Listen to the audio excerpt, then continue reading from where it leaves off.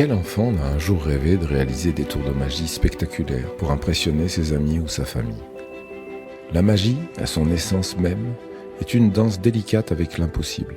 Elle se nourrit de l'inconnu, du mystérieux, de ce qui semble inexplicable, nous contraignant à remettre nos propres sens en question.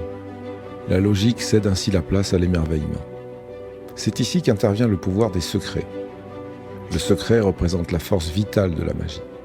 Ce sont les mécanismes soigneusement gardés qui nous font paraître l'impossible comme possible. Sans secret, l'illusion s'effondre, révélant les mécanismes banals qui se cachent derrière le spectacle. Car c'est le secret qui nous captive vraiment, nous permettant de suspendre notre incrédulité et d'embrasser l'impossible. La définition la plus concise de la magie peut se résumer à la formule « La magie est un art consistant à créer des effets sans cause ». La magie, dans cette assertion, défie les lois naturelles pour prendre source dans le monde surnaturel.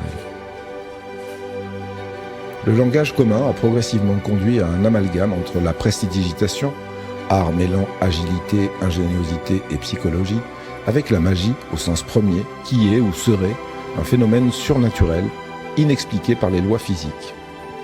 La prestidigitation, ou illusionnisme, consiste à créer l'illusion d'un phénomène impossible qui repose en réalité sur des règles rationnelles et logiques, obéissant aux lois physiques.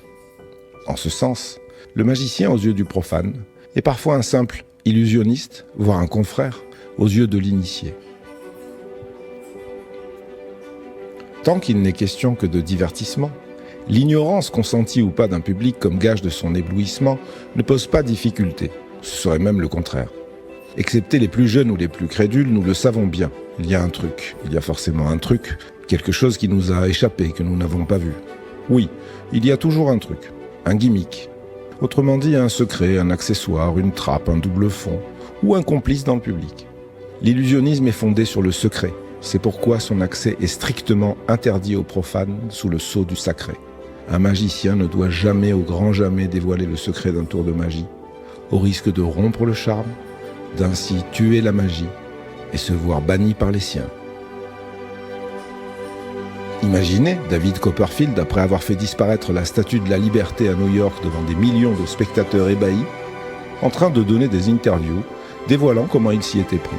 Non, l'illusionnisme n'opère pas dans le monde profane.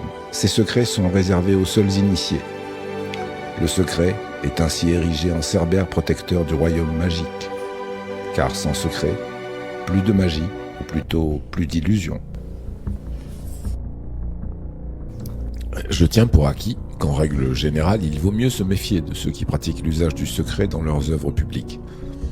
Dans l'un de ses derniers discours avant son affreux assassinat tous les yeux médusés de dizaines de millions d'Américains, le président John Fitzgerald Kennedy exposait son point de vue sur la notion de secret.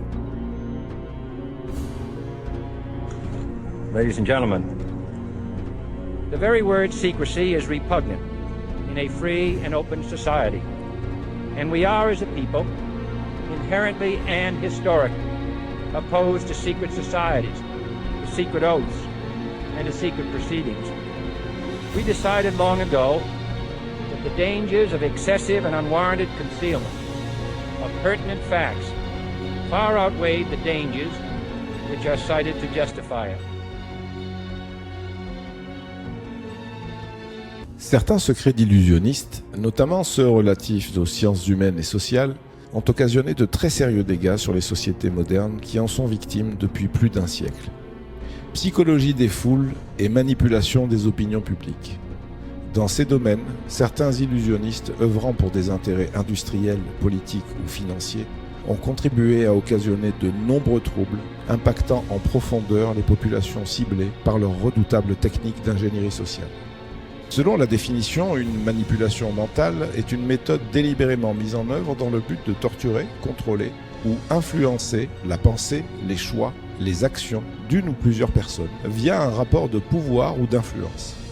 Le manipulateur prend appui sur des techniques dites de suggestion, de contrainte, de distorsion cognitive, de dissonance cognitive, de mensonge, de harcèlement, de culpabilisation, d'inversion, de propagande, etc.